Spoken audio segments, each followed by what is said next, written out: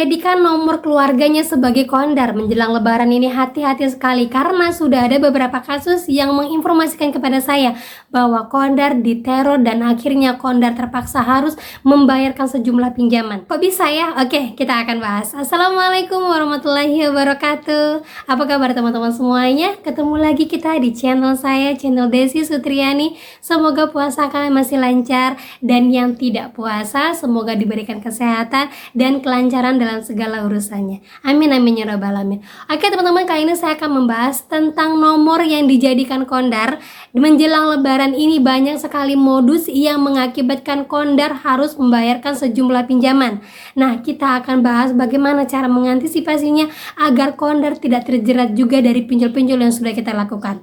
Tapi sebelumnya, buat kalian yang baru gabung di channel saya, jangan lupa klik tombol subscribe-nya, nyalakan notifikasi loncengnya agar terus dengan saya. Oke teman-teman, ini dia buat kalian.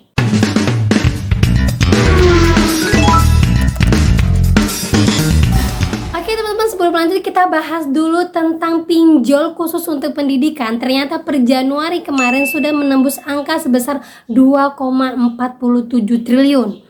Wow, berarti untuk nilai angka pendidikan sendiri sudah hampir setengahnya dari total keseluruhan pinjol yang disalurkan ke sejumlah masyarakat. Itu beda dari UMKM yang sudah disalurkan. Ini hanya untuk pinjaman konsumtif dan juga pinjaman dana pendidikan. Ini luar biasa sekali ya teman-teman ya. Tetapi di satu sisi KPPU mendapatkan bahwa pinjol khusus untuk dana pendidikan suku bunganya terlalu tinggi dibanding dengan perbankan dan pinjol-pinjol yang lain. Nah, di sini dapatkan bahwa khusus buat pinjol-pinjol pendidikan seperti Dana Cita, Dana Bagus, Dana Cicil, EduFund itu ternyata melakukan monopoli khusus untuk buat pinjaman.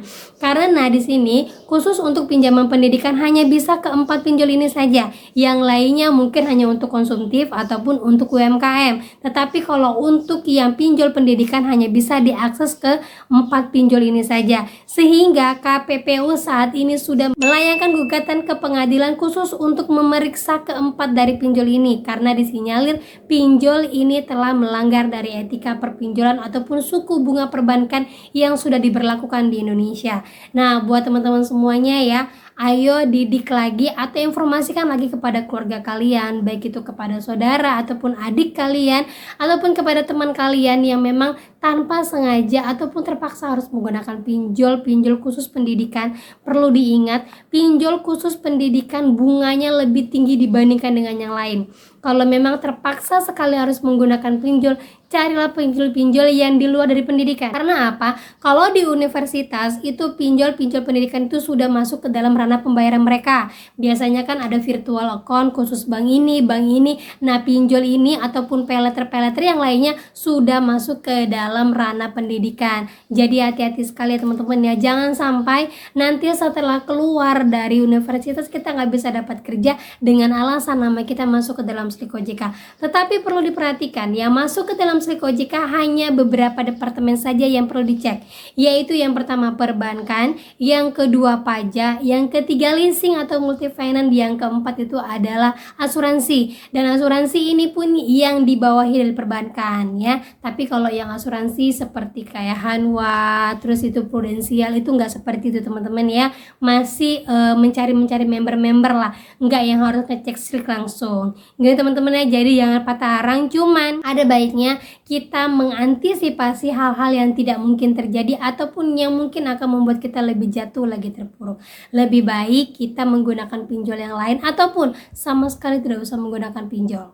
Gitu teman-teman ya. Oke, lanjut lagi teman-teman ya untuk informasi tentang kondar. Jadi di sini saya dapatkan informasi dari beberapa teman saya. Awalnya saya mendapatkan satu laporan dari teman saya dan sekarang sudah mendapatkan beberapa laporan dari teman saya yang mengatakan bahwa dirinya dijadikan kondar dan sekarang harus membayarkan sejumlah pinjaman yang tidak pernah dia ajukan. Nah, jadi kronologinya seperti ini. Nah, ini saya lampirkan biar kalian bisa baca. Sekalian saya juga mau cerita. Nah, di sini dia dijadikan kondar oleh seorang kerabatnya dan ternyata kerabatnya itu menginformasikan, maaf saya belum sampaikan bahwa kamu saya jadikan kondar. Nah, ini perlu digarisbawahi buat teman-teman semuanya ya. Siapapun yang kalian jadikan kondar, tolong izin dulu, biar nantinya siapa yang dijadikan kondar bisa mengantisipasi dan tidak keblinger. Keblinger tuh kebingungan, ini kok saya ditagih, kok tiba-tiba ada tagihan, jadi kayak timbul ketakutan gitu. Nah, kabari dulu, maaf kemarin tanpa sengaja saya bingung nomor siapa yang mau dijadikan kondar, saya lupa kalau ternyata kondar itu bisa dipalsuin, akhirnya nomor kamu saya jadikan kondar. Nah, kalau udah tahu seperti itu, otomatis si teman, saudara ataupun keluarga itu bisa langsung antisipasi. Kalau nanti datang ada yang nagih saya, langsung bisa diblokir ataupun segala macam. Nah, yang terjadi kepada teman saya ini yaitu tiba-tiba sekitar tanggal 6 kemarin dia mendapatkan WA dari seorang yang tidak dikenalnya mengatakan ada paket yang mau diantar. Nah, dia bingung, perasaan dia tidak pernah membeli barang, tidak ada konfirmasi bahwa akan ada barang yang akan datang, akhirnya dia abaikan. Tak berapa lama dia mendapatkan telepon dari nomor yang tidak dikenal dan diangkat sama dia. Nah, kadang-kadang kita bingung ya, ini siapa? Takutnya saudara, takutnya ada teman, ataupun takutnya ada adik yang menggunakan nomor lain. Nah, disinilah permasalahan itu muncul. Dia angkat nomor tersebut, ternyata dari DC, salah satu aplikasi legal yang tidak dia sebutkan. Kemudian di sini disampaikan oleh DC-nya bahwa dia dijadikan kondar oleh temannya. Akhirnya dia coba untuk hubungin temannya, dan kata temannya blokir saja, siapapun yang telepon blokir saja.